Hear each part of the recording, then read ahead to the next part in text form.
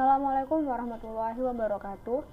Kami kelompok 2 akan memaparkan video presentasi kelompok kami, yaitu dimensi ekonomi dalam wakaf serta syarat-syarat menghidupkan peran wakaf. Mata kuliah manajemen wakaf, dosen pengampu Bapak Dr. Haji Beni Nur MU SSI MM. Kelompok kami beranggotakan 2 orang, yakni saya sendiri Dina Putri Meilani dan rekan saya Layin Mahmuda. Di sini saya akan mengulas sedikit tentang pengertian wakaf. Pengertian wakaf secara bahasa yaitu menghentikan atau menahan.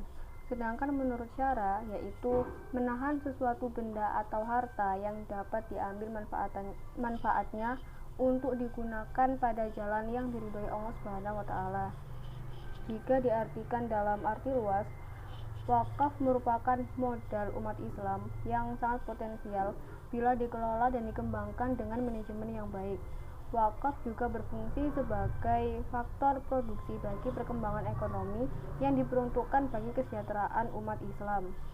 Wakaf memiliki dimensi yaitu keagamaan, kebudayaan, serta sosial dan ekonomi.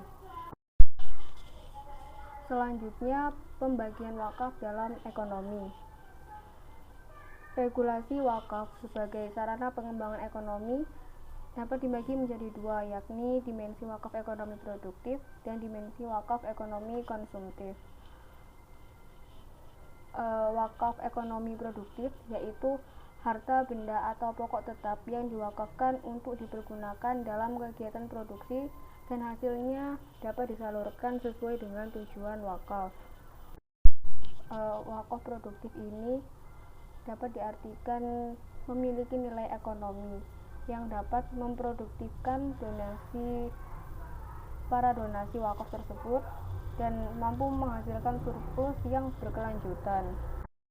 Sedangkan wakaf konsumtif yaitu harta, benda, atau pokok tetap yang diwakafkan dengan tujuan untuk dimanfaatkan sebagai mensejahterakan umat. Jadi wakaf konsumtif ini dapat diartikan tidak memungkinkan memiliki nilai ekonomi. Wakaf konsumtif ini digunakan untuk kepentingan dari tujuan wakaf tersebut. Contoh misalnya wakaf digunakan sebagai wakaf masjid, mushola, pondok pesantren, madrasah, dan lain sebagainya.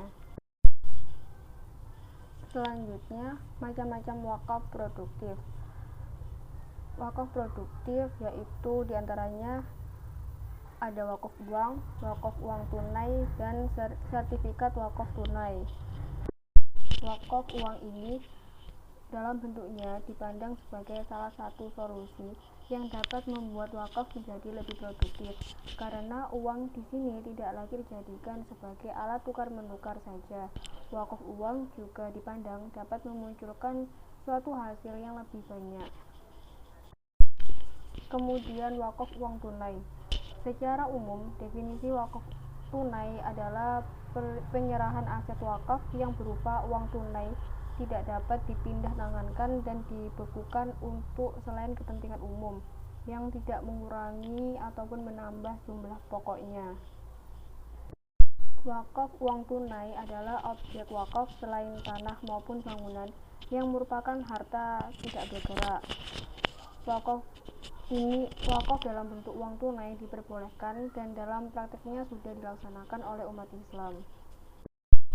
Kemudian sertifikat wakaf tunai. Sertifikat wakaf tunai ini adalah salah satu instrumen yang sangat potensial dan menjanjikan yang dapat dipakai untuk menghimpun dana umat dalam jumlah besar.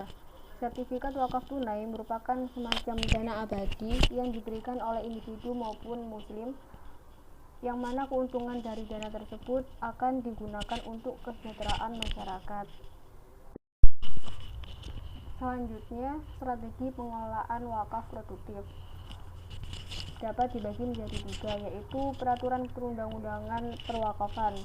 Sebelum lahir Undang-Undang Nomor 41 Tahun 2004 tentang wakaf, perwakafan di Indonesia diatur dalam PP Perundang-undangan Nomor 28 Tahun 1977 tentang perwakafan tanah milik dan sedikit tercover dalam Undang-Undang Nomor 5 Tahun 1960 tentang Peraturan Pokok Agraria. Kemudian yang kedua, pembentukan Badan Wakaf Indonesia. Untuk konteks Indonesia, lembaga wakaf yang secara khusus akan mengelola dana wakaf dan beroperasi secara nasional itu berupa Badan Wakaf Indonesia. Kemudian yang ketiga, pembentukan kemitraan usaha. Untuk mendukung keberhasilan pengembangan aspek produktif dari tanah wakaf tunai, perlu diarahkan model pemanfaatan dana tersebut kepada sektor usaha yang produktif dan lembaga usaha yang memiliki reputasi yang baik. Selanjutnya, syarat-syarat menghidupkan peran wakaf. Suatu upaya, proses, dan cara untuk menghidupkan kembali fungsi-fungsi wakaf secara hakiki agar menjadi sesuatu yang vital atau perlu sekali untuk keberlanjutan kehidupan. Berikut adalah asas-asas yang mendasar yang penting untuk diperhatikan dari wakaf itu sendiri. Yang pertama, asas keabadian manfaat. Suatu benda wakaf itu bisa dikatakan memiliki nilai keabadian manfaat apabila memiliki 4 hal, yaitu yang pertama, benda wakaf itu bisa dimanfaatkan oleh banyak orang. Yang kedua, benda wakaf memberikan nilai yang lebih nyata kepada para wakif itu sendiri. Yang ketiga, manfaat imaterial benda wakaf melebihi manfaat materialnya. Yang keempat, benda wakaf tidak menjadikan atau mengarahkan kepada bahaya bagi wakif atau orang lain. Berikutnya yang ketiga ada asas profesionalisme manajemen.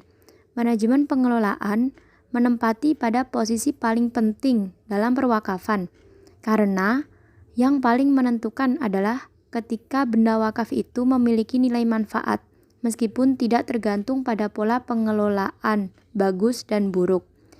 Jika selama ini pengelolaan wakaf terkesan seadanya dengan menggunakan pola manajemen kepercayaan dan sentralisme kepemimpinan yang mengesampingkan aspek kepengawasan, maka dalam pengelolaan wakaf secara modern harus menonjolkan sistem manajemen yang lebih profesional.